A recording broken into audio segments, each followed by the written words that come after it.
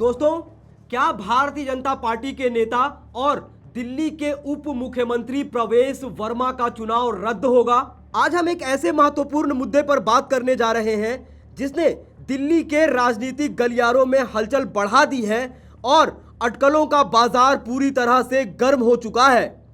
मुख्य चुनाव आयुक्त के तौर पर दिल्ली विधानसभा का चुनाव राजीव कुमार का आखिरी चुनाव था और अब राजीव कुमार के आखिरी चुनाव पर दिल्ली हाईकोर्ट ने सवालिया निशान खड़ा कर दिया है। हाल ही में दिल्ली हाईकोर्ट में भारतीय जनता पार्टी के नेता और दिल्ली के उप मुख्यमंत्री प्रवेश वर्मा की विधानसभा में चुनाव की जीत को चुनौती देते हुए एक याचिका लगाई गई थी और प्रवेश वर्मा के जीत को अवैध करार देने की मांग करते हुए नई दिल्ली सीट पर फिर से चुनाव कराने की मांग की गई थी।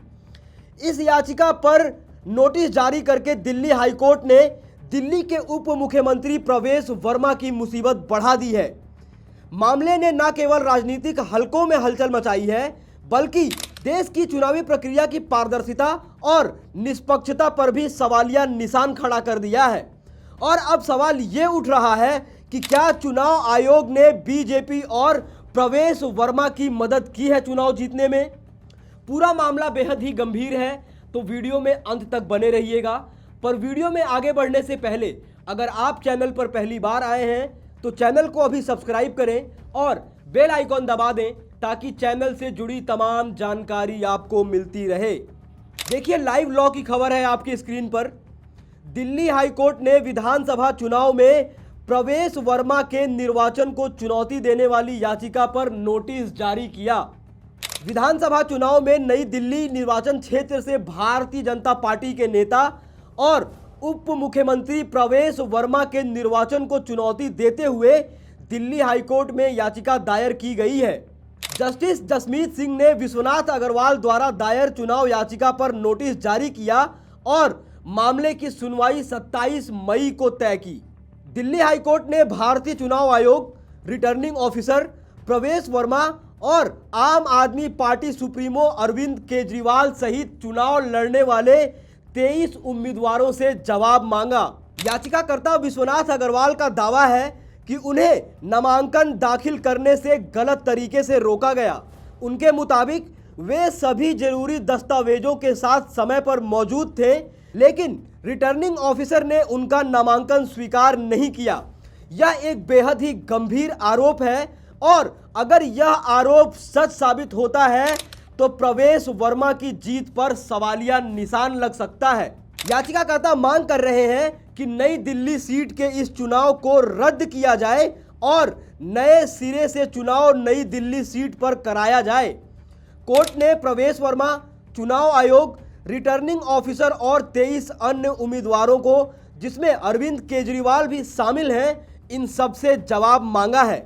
लेकिन सवाल ये उठता है कि क्या प्रवेश वर्मा की जीत पक्की करने के लिए ही विश्वनाथ अग्रवाल को नामांकन दाखिल नहीं करने दिया गया? नई दिल्ली की विधानसभा सीट एक बहुत ही ज्यादा हाई प्रोफाइल सीट थी, जहां से बीजेपी के प्रवेश वर्मा, कांग्रेस के नेता और पूर्व मुख्यमंत्री शीला दीक्षित के बेटे संदीप दीक्षित आम आदमी पार्टी के सुप्रीमो अरविंद केजरीवाल के खिलाफ चुनाव लड़ रहे थे। नई दिल्ली सीट पर प्रवेश वर्मा ने आम आदमी पार्टी के मुखिया अरविंद केजरीवाल को हराकर यह सीट महज 4089 वोटों से जीत दर्ज की थी।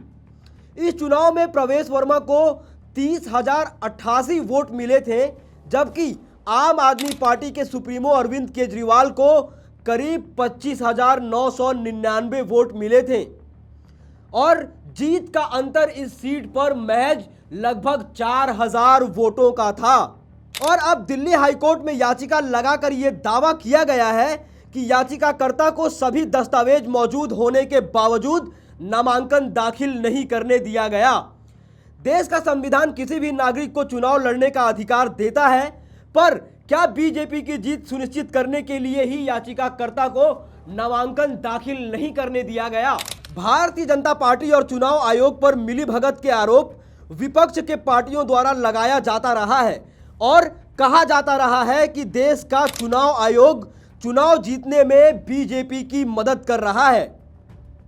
राजीव कुमार के कार्यकाल में जितने आरोप चुनाव आयोग पर लगे उतने आरोप शायद ही किसी चुनाव आयुक्त के कार्यकाल में लगे होंगे। दिल्ली का विधानसभा चुनाव राजीव कुमार के कार्यकाल का आखिरी चुनाव था और अब इस चुनाव पर भी सवालिया निशान खड़ा होता हुआ दिखाई दे रहा है। इससे पहले महाराष्ट्र और हरियाणा चुनाव के बाद चुनाव आयोग पर जमकर सवाल बरसाए गए थे और निर्मला सीतारमण के पति प्रकला प्रभाकर समेत देश के जाने माने लोगों ने चुनाव आयोग पर बीजेपी के साथ मिलीभगत का आरोप लगाया था और सीधे तौर पर चुनावों में गड़बड़ी की बात कही गई थी। पर इस बार मामला बेहद ही गंभीर है और आरोप लगा है कि रिटर्निंग अफसर ने सभी दस्तावेजों के रहते हुए याचिकाकर्ता को नामांकन दाखिल नहीं करने दिया। यानी कि सीधे तौर पर चुनाव आयोग और रिटर्निंग ऑफिसर द्वारा लोकतंत्र का गला घोटने का काम किया गया, ऐसा दावा इस याचिका में किया गया है।